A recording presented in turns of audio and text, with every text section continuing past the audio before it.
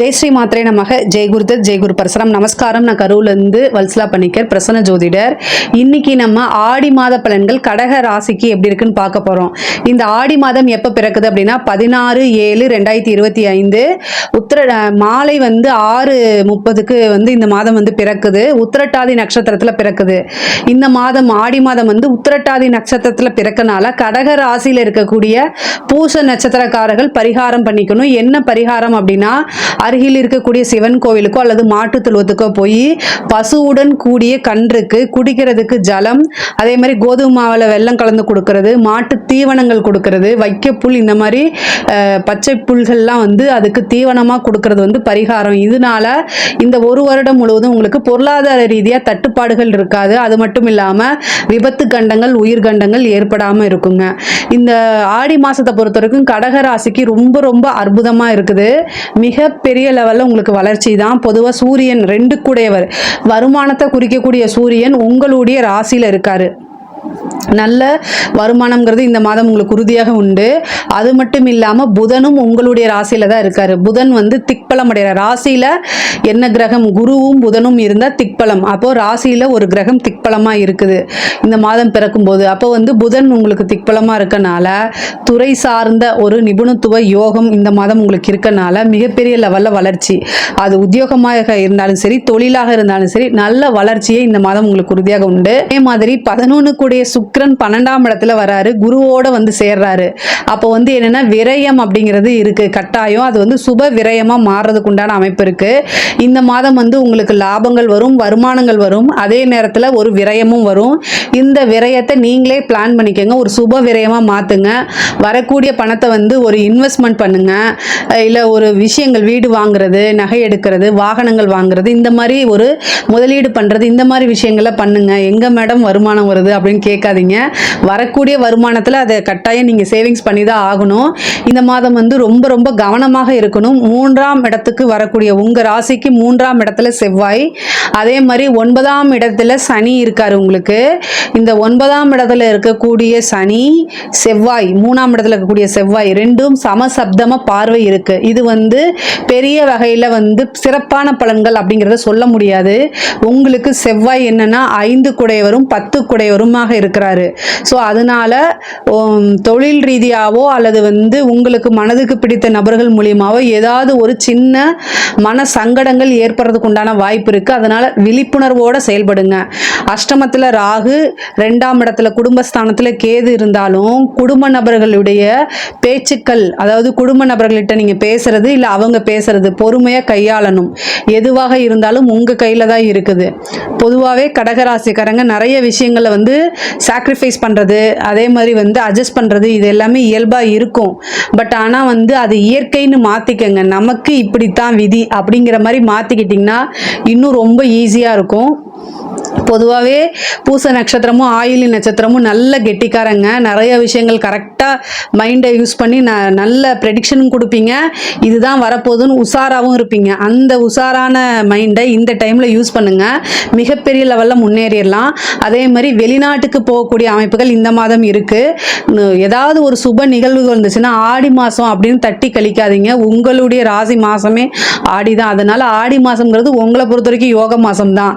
அது இல்லாமல் வருமானம்ங்கிறது இந்த மாதம் பல வகையிலேருந்து வரும்.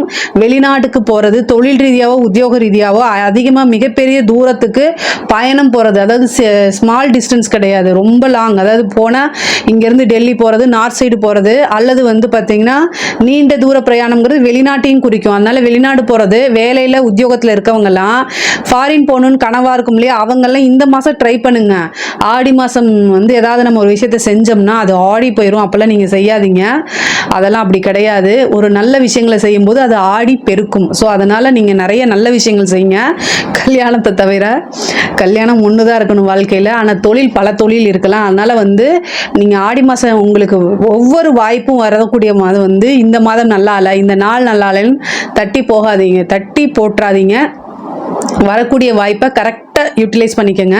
மிகப்பெரிய லெவலில் உங்களுக்கு சக்ஸஸ் கிடைக்கும். 2ஆம் இடத்துல இருக்கக்கூடிய கேது வந்து நீங்கள் விநாயகர் வழிபாடு பண்ணிங்கன்னா வருமானம், காசு, பணம் இதில் இருக்கக்கூடிய அத்தனை பிரச்சனைகளும் கட்டாயம் தீர்க்கும். செவ்வாய்க்கிழமை அல்லது வந்து ஞாயிற்றுக்கிழமை வரக்கூடிய யமகண்ட நேரத்தில் தேங்காய் எண்ணெயில் வெள்ளருக்கு திரியை யூஸ் பண்ணி போடுங்க. இந்த காசு, பணம், வருமானம் வர தடை எல்லாத்தையுமே விநாயகருக்கு தீபம் போடுறதுனால அந்த காரிய தடைகள் எல்லாமே மாறி காரிய சித்திகள் ஆகும். வரக்கூடிய பணம் ஆட்டோமேட்டிக்காகவே வந்துடும். கடக ராசி, கடக லக்னம் கட்டாயம் இந்த பரிகாரம் செஞ்சு பாருங்க, நல்லா ஒர்க் அவுட் ஆகும். அதே மாதிரி சனி வந்து உங்களுக்கு 9ஆம் இடத்துல இருக்கு. நல்ல நிறைய நபர்கள் உங்களுக்கு அறிமுகமாவாங்க. குரு 12ல இருந்து உங்களுக்கு 4ஆம் இடத்தை பார்க்குது. உற்பத்தி சார்ந்த தொழில்களில் நல்ல முன்னேற்றம் கிடைக்கும்.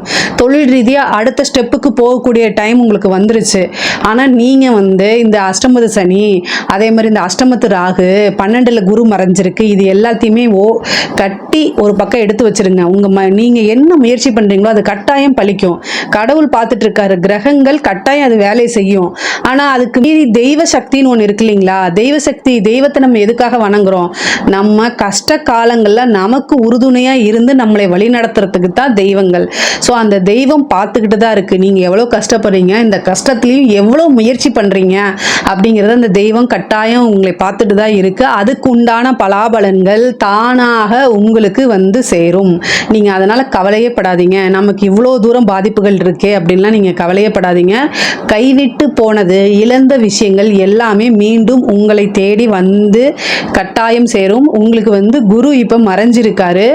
ஆனால் ஆட்டோமேட்டிக்காக இந்த மாதத்தில் அதுக்குண்டான நல்ல நிகழ்வுகள்லாம் நடக்க ஆரம்பிச்சிடும். அதே மாதிரி 7க்குடைய சனி 9ல் இருக்காரு. அதாவது தொலை தூரத்தில் இருந்து உங்களுக்கு இந்த திருமணம் சம்பந்தப்பட்ட இதெல்லாம் வந்து இந்த மாதம் வந்து வரதுக்குண்டான அமைப்பு இருக்கு. குலதெய்வ வழிபாடு பண்ணுங்க. 9ல் வந்து உங்களுக்கு சனி இருக்காரு. அந்த 9க்கு திரிகோணம், அதாவது அதில் சூரியன் வரக்கூடிய மாதம் தான் இது. அதனால என்னன்னா குலதெய்வ வழிபாடு பண்ணும்போது என்னென்ன விஷயங்கள்லாம் உங்களுக்கு தடையா இருக்கோ அந்த தடையை நீக்கி கொடுக்கும் உங்க குலதெய்வம். அதே மாதிரி திடீர்னு ஒரு நல்ல விஷயங்கள், அதிர்ஷ்டங்கள்லாம் நடக்கிறதுக்கு உண்டான வாய்ப்புகள் இருக்கு. உத்தியோகத்தில் இருக்கவங்களுக்குலாம் வந்து நல்ல காசு, பணம், சேலரி இன்க்ரிமெண்ட்டு, வெளிநாடுகளுக்கு வேலை, இந்த மாதிரி அமைப்பு இருக்கு. உங்களுக்கு நல்ல ரெகக்னைஸ் இந்த மாதம் உங்களுக்கு கிடைக்கும். பளிச்சுன்னு தெரிவிங்க, ஸ்மார்ட்டாக ஒர்க் பண்ணுவீங்க, அந்த அமைப்பெல்லாம் இருக்கு. உங்களுக்கு ஒரு குட் நியூஸ் வரதுக்கு வாய்ப்பு இருக்கு. ஒரு ப்ரமோஷன், திடீர்னு எதிர்பார்க்காத ஒரு நல்ல விஷயங்கள், இது மாதிரிலாம் கிடைக்கும். நீங்கள் எதிர்பார்த்துருக்கவே மாட்டீங்க அந்த மாதிரி விஷயங்கள், நல்ல விஷயங்கள், அது மூலிமா நல்ல மன மகிழ்ச்சி அந்த மாதிரி நடக்கும். இந்த மாதம் வந்து நல்ல கிளவராக நடப்பீங்க. ஸ்மார்ட் மூவாக தான் இருக்கும் உங்களோடது. இதே மாதிரி நீங்கள் லைஃப் டைமாக பண்ணுங்கள். அது ரொம்ப ரொம்ப நல்லது. 3ஆம் இடத்துக்கு வந்திருக்கக்கூடிய செவ்வாய் வந்து நிறைய அலைச்சல்களை கொடுப்பாரு. அதே நேரத்தில் முன்கோவத்தையும் கொடுப்பாரு. சகோதரனுடைய, இளைய சகோதரனோ அல்லது சகோதரிகளுடைய வாக்குவாதங்கள் அல்லது அவங்கள நினச்சி ஒரு கவலைகள் உங்களுக்கு வந்து சேரும். பொதுவாகவே கடக ராசிக்கு இந்த மாதம் வந்து நல்லா இருக்குது. பட் ஆனால் கஷ்ட காலங்கள் எல்லாத்தையுமே பிரேக் பண்ணி வந்து ஆகணும். பொதுவாகவே நிறைய ஹெல்ப் பண்ணக்கூடிய நபர்கள் தான் நீங்கள். அஷ்டமத்தில் ராகு போகிறனால ராகுவோடைய புத்தியோ அல்லது ராகுவோடைய திசையோ யாருக்காவது நடக்குதுன்னா கவனமாக இருங்க. வண்டி வாகனங்களில் போகும்போது கவனமாக இருங்க. பொதுவாகவே நான் ஆண்களுக்கு என்ன சொல்கிறேன் அப்படின்னா, வண்டி வாகனங்களில் போகும்போது கவனமாக இருங்க. பெண்களுக்கு வீட்டில் சமைக்கும்போது, இந்த மின் சாதனங்களை இயக்கும்போது கவனமாக இருங்க. சனி செவ்வாய் கோச்சாரத்தில் சேரும்போது ஜாதகத்திலே அந்த அமைப்பு இருந்தால் பாதிப்புகள் கூடுதலாக இருக்கும். ஒரு விதமான மன இறுக்கங்கள் வரும். குடும்பத்தில் வந்து நீங்கள் சொல்கிற விஷயங்களை கேட்க மாட்டாங்க. உங்களுடைய கருத்துக்கள் எதிர்கருத்துக்கள் வரும். கணவன் மனைவியுடைய கருத்து வேறுபாடுகள், அதனால பிரிகிறது, இந்த மாதிரி விஷயங்கள்லாம் வரத்தான் செய்யும். பட் ஆனால் அது எல்லாமே அட்ஜஸ்ட் பண்ணி அதை தாண்டி வரத்தான் நீங்கள் செய்யணும். பொதுவாகவே கடக ராசிக்காரங்க குடும்பத்துக்கு ரொம்ப முக்கியத்துவம் கொடுப்பாங்க.